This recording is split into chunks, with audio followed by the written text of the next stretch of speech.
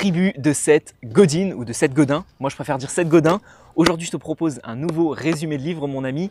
4 principes essentiels de cet ouvrage. Comme tu peux le voir, au milieu, un leader et tout autour, la tribu et les différents membres de la tribu. Le slogan de cet ouvrage, nous avons besoin de vous pour nous mener. Aujourd'hui, mon ami, je vais essayer de poser l'ouvrage juste ici, en espérant qu'il ne tombe pas au milieu de la vidéo. Mais qu'importe, c'est pas l'important. Aujourd'hui, je te propose donc les 4 clés essentielles de cet ouvrage que j'ai pu lire. Un ouvrage de 180-200 pages, donc assez rapide à lire. En plus, c'est écrit assez gros à l'intérieur. Je te dirai à la fin de la vidéo juste mon avis sur le livre et la manière dont il est structuré et pourquoi il est structuré ainsi. Et c'est d'ailleurs un petit bémol à cet ouvrage. Donc si tu restes bien jusqu'au bout de la vidéo, je t'expliquerai pourquoi. Tu peux également directement aller jusqu'au bout de la vidéo pour découvrir pourquoi. Et en guise de constat d'introduction de cette vidéo, je pense que c'est intéressant de te donner la définition selon l'auteur de qu'est-ce qu'un leader et qu'est-ce qu'une tribu. Une tribu, je l'ai noté juste ici, c'est un ensemble de personnes regroupées autour de 2 choses en commun. La première chose, c'est un intérêt commun. Ça peut être une philosophie de vie, ça peut être des objectifs de vie, ça peut être un intérêt, une passion commune. Et la deuxième chose, c'est une manière de communiquer et un canal de communication qui est propre à cette tribu. Tu sais, par exemple, il y a certaines tribus, on va avoir un vocabulaire très spécifique. Et c'est comme ça que les membres de la tribu vont pouvoir communiquer entre eux, ne pas se faire comprendre par d'autres personnes. Ces autres personnes auront peut-être envie de venir dans cette tribu-là, ils devront adopter le vocabulaire adéquat et la manière de communiquer de manière adéquate. Et ce que tu dois bien comprendre, c'est qu'aujourd'hui, la notion de tribu, elle est omniprésente. Avec le développement d'Internet, des réseaux sociaux, de YouTube, des blogs, les différents canaux de communication, les appels FaceTime, etc., où on peut appeler plusieurs personnes en même temps, ça a vraiment ouvert le champ des possibles à la création de nombreuses tribus. On a des fois des tribus avec 5 membres et un leader tout en haut, et les personnes se regroupent par exemple sur des réseaux sociaux, se regroupent par exemple en appel FaceTime, etc., ils peuvent communiquer entre eux autour d'un intérêt commun. Et on a également des tribus beaucoup plus grandes, comme on peut voir notamment au niveau des élections présidentielles aux États-Unis ou même en France, avec un leader tout en haut qui souhaite accéder à la présidence, et puis tout autour de lui, une tribu de plusieurs milliers, de dizaines de milliers, et même de centaines de milliers, voire même des fois de millions de participants. Donc réellement, la notion de tribu aujourd'hui, elle est beaucoup plus simple à obtenir, elle est beaucoup plus simple à avoir, et mener une tribu, c'est accessible à tout le monde. Avant, pour mener une tribu, c'était les fameuses réunions tupperware, donc c'était le samedi, le dimanche, le mardi soir, etc. Et c'était beaucoup plus compliqué de mener une tribu, il fallait le faire en physique, et puis pour répandre ses idées, c'était vraiment beaucoup plus compliqué. Aujourd'hui, avec la notion d'Internet, tout le monde peut devenir leader d'une tribu. Et ce qui est très intéressant, c'est que tu peux à la fois être leader d'une tribu et suiveur ou membre d'une autre tribu. Si je te prends mon cas personnel, je suis membre de la tribu des sportifs, avec à la tête soit au niveau de la course à pied, soit au niveau de, par exemple, de la musculation, certains leaders. Et à côté de ça, j'essaye tout simplement d'être le leader de cette chaîne YouTube et le leader tout simplement de la communauté des futurs leaders, comme j'aime bien vous appeler sur cette chaîne YouTube. Et puis toutes les personnes qui sont membres de cette communauté, toutes les personnes qui me suivent sur YouTube ou sur Instagram, sur les réseaux sociaux, sont membres de cette tribu et je suis le leader de cette tribu. Donc bien comprendre que tu peux à la fois être leader, membre, leader d'une tribu qui est petite, membre d'une tribu qui est très grande, membre d'une tribu qui est très petite ou leader d'une tribu qui est très grande. Et c'est le point numéro 1 de cette vidéo. J'ai croqué un petit peu au niveau de l'introduction sur le point numéro 1. C'est que tout le monde peut être leader d'une tribu et tu dois bien le comprendre. Point numéro 2 est très important. Être un leader et mener une tribu, c'est remettre en cause le statu quo. Alors le statu quo, c'est quoi? C'est le fait que 80% des gens, 90, 95% des gens vont dans une certaine direction. Si tu souhaites être un leader, si tu souhaites faire preuve de leadership, et c'est d'ailleurs ce que j'ai vraiment apprécié dans son ouvrage à Seth Godin, c'est que tu dois remettre en cause le statu quo, aller dans une direction qui est opposée à tout ça, et ne pas aller tout simplement dans la direction dans laquelle vont toutes les autres personnes. C'est-à-dire que toutes les autres personnes aujourd'hui vont à l'école, vont à l'université ou pas, vont tout simplement ensuite dans le milieu professionnel, baignent dans le milieu professionnel, évoluent, etc. et grandissent. Mais il n'y a personne qui s'intéresse à comment on communique efficacement, comment on est performant dans les relations humaines. Et toi, si tu t'intéresses à ça, si tu es abonné à cette chaîne YouTube, c'est que tu remets en cause le statu quo. Et je suis également membre de cette tribu et leader de cette tribu qui remet en cause le statu quo, d'essayer de démocratiser un petit peu plus la communication, de comprendre comment ça fonctionne, de faire du développement personnel. Et ça, il y a très très peu de personnes. Alors, il y en a de plus en plus qui en font, mais il y a très très peu de personnes qui s'intéressent réellement à la communication. Et aujourd'hui, je remets en cause le statu quo, je remets en cause la notion de juste aller à l'école, aller à l'université, apprendre des choses qui sont inutiles, et puis ensuite aller travailler dans le monde du travail, sans forcément avoir des notions de communication, sans forcément avoir des notions d'aisance relationnelle, qui sont efficaces dans le milieu professionnel, mais également dans le milieu familial, relationnel, amoureux, etc. Donc remettre en cause le statu quo, c'est une des notions importantes que le leader doit avoir pour mener une tribu. Bien évidemment, tu vas te mettre des personnes à dos. Bien évidemment, il y a des personnes qui vont dire « Ouais, non mais moi, je veux pas travailler ma communication, je veux pas travailler mon aisance relationnelle. Qu'est-ce que c'est que ça? Il nous vend du vent, il nous baragouine je sais pas quoi, pour qui il se prend, etc. » Bien évidemment, il y a des personnes que je me mets à dos et c'est pour ça qu'il y a de temps en temps un petit pouce rouge sur mes petites vidéos. Mais heureusement, ces pouces rouges, c'est seulement 4 à 5% des interactions qu'il y a sur ma chaîne YouTube. Ce qui veut dire qu'il y a quand même 95% des gens, ce sont des futurs leaders, ils veulent me suivre et ils veulent faire partie de cette tribu. Et après, bien évidemment, tu vas te mettre des personnes à dos parce que tu ne peux pas plaire à tout le monde. Mais c'est vraiment ça qui est important de comprendre. Ne pas essayer de faire pour tout le monde, ne pas essayer de suivre justement la masse et le statu quo, mais vraiment faire les choses de manière différente. C'est comme ça que tu pourras incarner une notion de leader et être vraiment un bon leader. Troisième clé essentielle, c'est mettre en place les 6 éléments essentiels d'une tribu. Le premier élément, donc, c'est d'avoir un leader. Ça peut être toi, tout comme ça peut être un ami à toi, etc. dans une tribu. Deuxième chose, pour créer une bonne tribu, il faut des membres. Il faut des partisans. Donc encore une fois, ça peut être 4 ou 5 partisans, tout comme ça peut être des milliers, des dizaines de milliers, des centaines de milliers de participants. Peu importe, le but c'est que toutes les personnes soient focalisées dans la même direction et qu'elles communiquent ensemble d'une certaine manière. Et également qu'elles remettent en cause le statu quo. Troisième chose essentielle pour créer une bonne tribu, c'est d'avoir un moyen de communication entre tous les membres de la tribu. Ne pas faire en sorte tout simplement de casser et d'isoler tous les membres de la tribu et de faire en sorte qu'ils ne puissent pas communiquer entre eux, qu'ils puissent juste communiquer avec le leader. Et c'est le même principe dans les entreprises. Aujourd'hui, les entreprises qui ne laissent pas la place à la communication au sein des employés, etc. de l'entreprise, malheureusement, ce sont des entreprises qui n'évoluent pas et qui sont souvent en train de régresser. Donc ce que je t'invite à faire, c'est de laisser un canal de communication ouvert pour que tous les membres de ton entreprise puissent communiquer entre eux, puissent communiquer soit entre eux, soit avec le leader de l'entreprise ou de la tribu en question. La cerise sur le gâteau, ce serait d'ajouter un certain vocabulaire, ce serait d'ajouter un certain type de communication entre tous les membres de la tribu.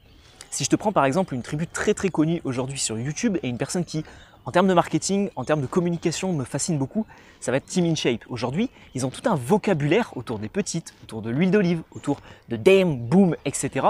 C'est vraiment très intéressant de voir à quel point il a créé une communauté, une tribu de personnes qui vont dans la même direction, qui sont sportifs, qui prônent le dépassement de soi, etc. Puis également le plaisir au quotidien, et puis qui ont vraiment un certain vocabulaire et qui communiquent entre eux.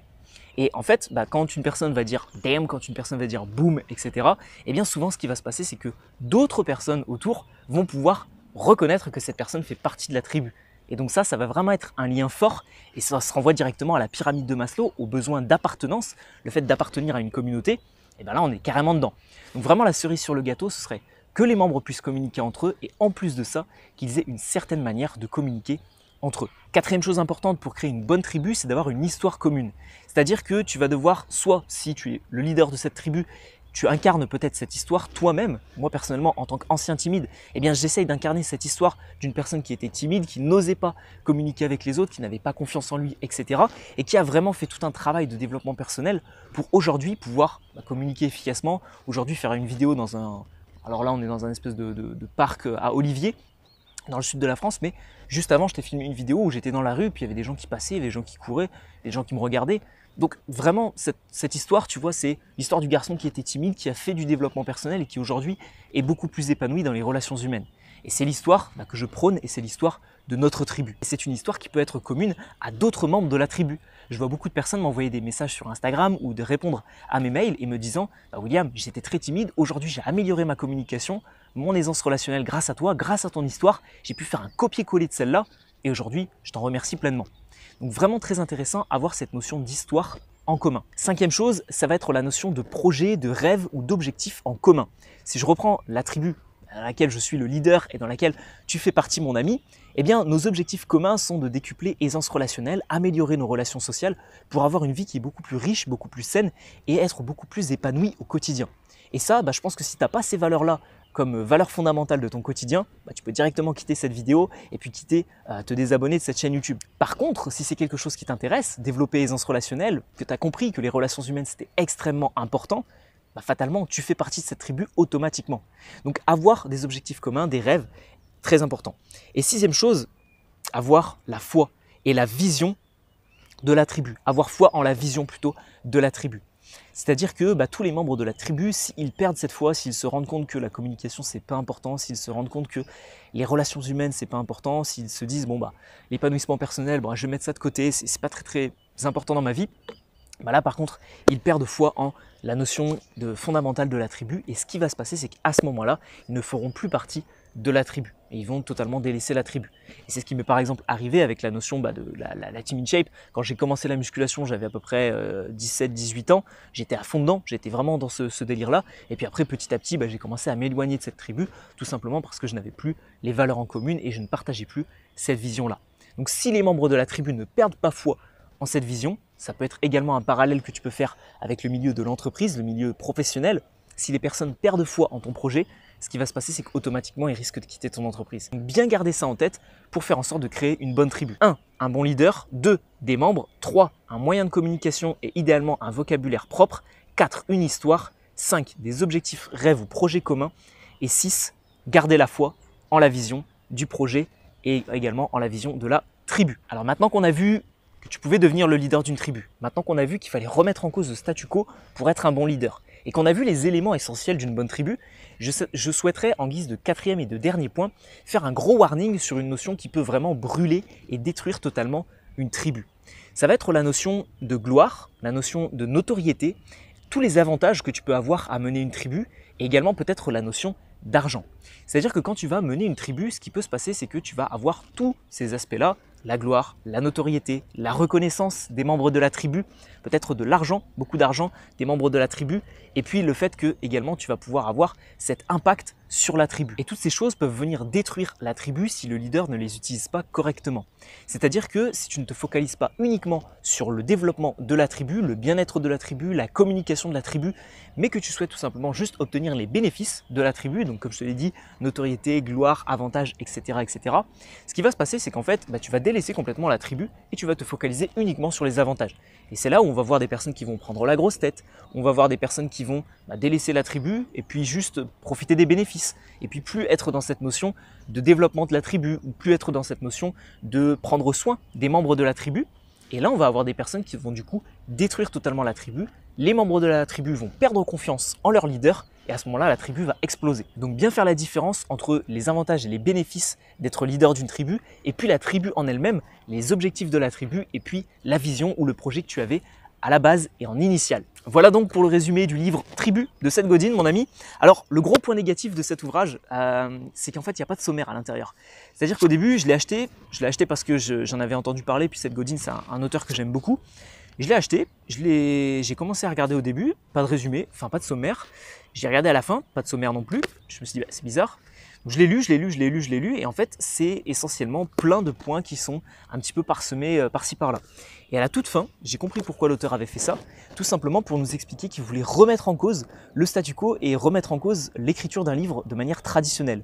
C'est-à-dire que la plupart des auteurs de développement personnel font des livres avec un résumé, un sommaire, et puis ensuite envoient les différentes parties. Ou alors ils font le sommaire à la toute fin, mais qu'importe, il y a un sommaire. Et lui, dans son ouvrage, en fait, il a choisi justement d'illustrer un principe essentiel de son ouvrage, remettre en cause le statu quo, en ne mettant pas de sommaire à l'intérieur. Alors, je trouve ça marrant, j'ai souri à la fin quand j'ai lu ces dernières lignes, mais malheureusement, je trouve quand même que ça manque d'un sommaire à l'intérieur. Donc si tu souhaites en savoir un petit peu plus sur la notion de leadership et de tribu, je t'invite vivement à lire cet ouvrage, à le commander. Je te mettrai un lien Amazon dans la description de cette vidéo. Sinon, je pense que cette vidéo peut déjà grandement t'aider et puis te permettre déjà de bien comprendre la notion de tribu. J'espère qu'on se retrouvera donc sur une prochaine vidéo résumé de livre ou sur ma formation gratuite qui est accessible juste ici, mon ami.